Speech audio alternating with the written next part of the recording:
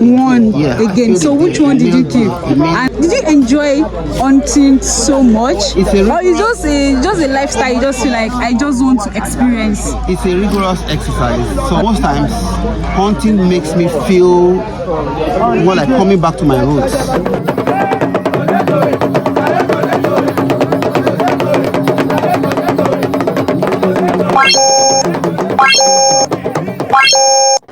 Hi, sir. Good evening. Hello, good evening. Sorry, please, what's your name? My name is Valentine Osako. Okay. So, sir, please, since when have you been hunting? Well, I grew up hunting. It was more like a hobby while I was growing up, and somehow we got sustainability in the course of it. So it's been a long time. Where did you normally hunt? Okay, I grew up in Akure. So we hunted on all the environs, as far as Edo State, Ekiti State, and the environs of Ondo State. Okay. Sir, please, I want to know exactly years. Like, can you just picture and maybe 2 years, 3 years, 4 years? I started hunting in the early 90s.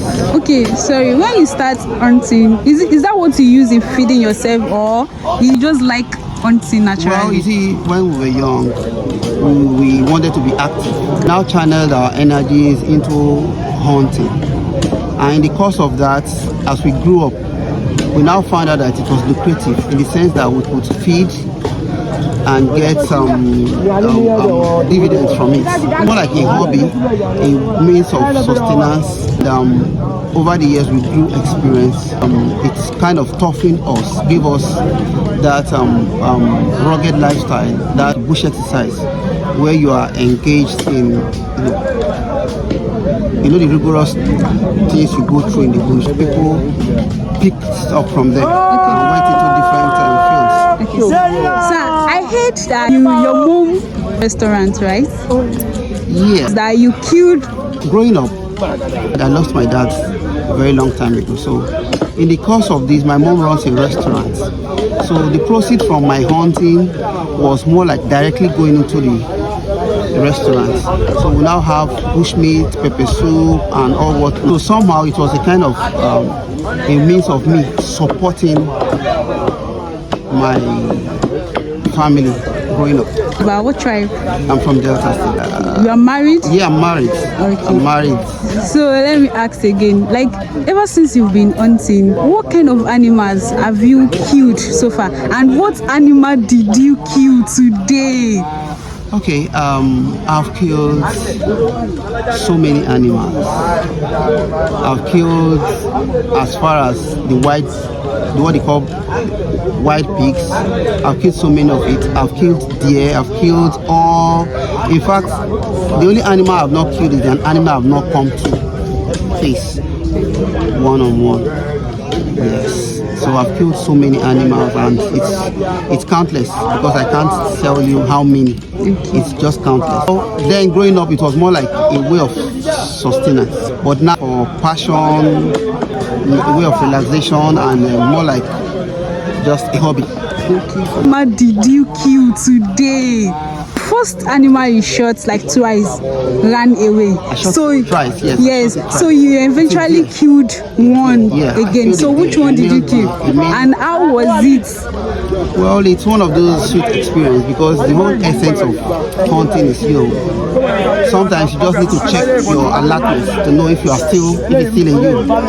And it gave me an opportunity to know that I still have what it takes to make a good shot. It was a very interesting one, because it came from nowhere. By the time I got to know, it has already seen me. So it now was heading more like running for an escape. And luckily I was able to make a very good shot, and just one shot I got it down. So what's the name of the animal you killed? It's a deer.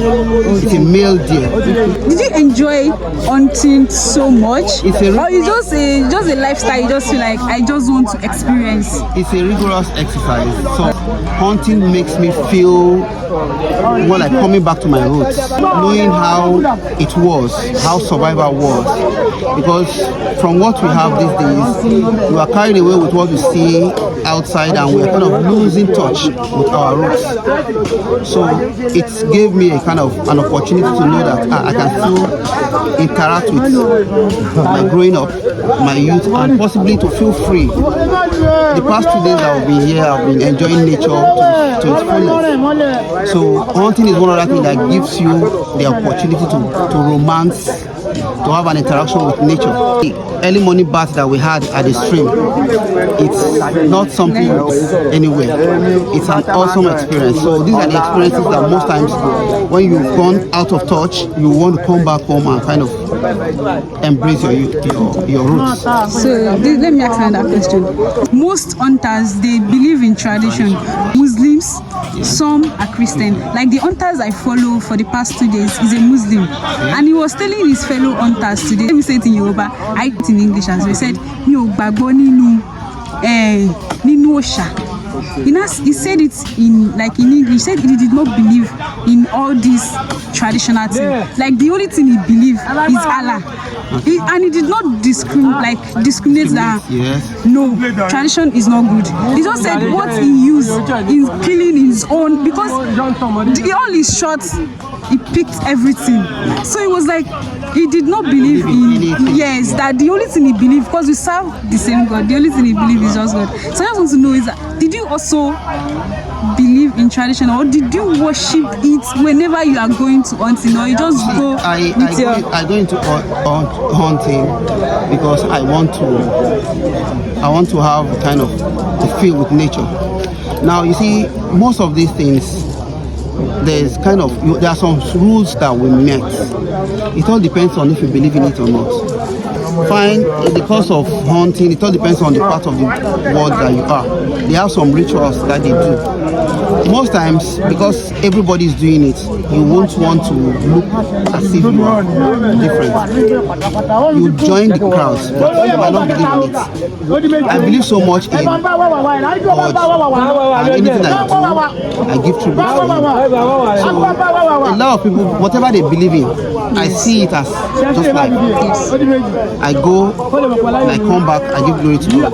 Whatever, how difficult or how easy it was, it's to the glory of God. So I don't have any specific undertone that this is this. A lot of people believe in so much. I've had experiences where people do a lot of fetish things before they go to the bush. But we found out that we go and come back, and the main proceeds go to those people who don't even believe in anything. Just like today, I never had a good positioning while we were doing the hunting. But this same animal escaped so many people and was still escaping, and I ran into it, and the glory of God. Okay. It was. So what advice do you have for young people aside, or people that wish to be like, I want to hunt too? Now, what is the motivation words you want to say to them? First thing is, what do you believe in? Are you doing it for fun? Or are you doing it for fun one? Are you doing it for leisure? Or are you doing it for more like maybe you want to do it because you want to make money from it? That's the question I ask.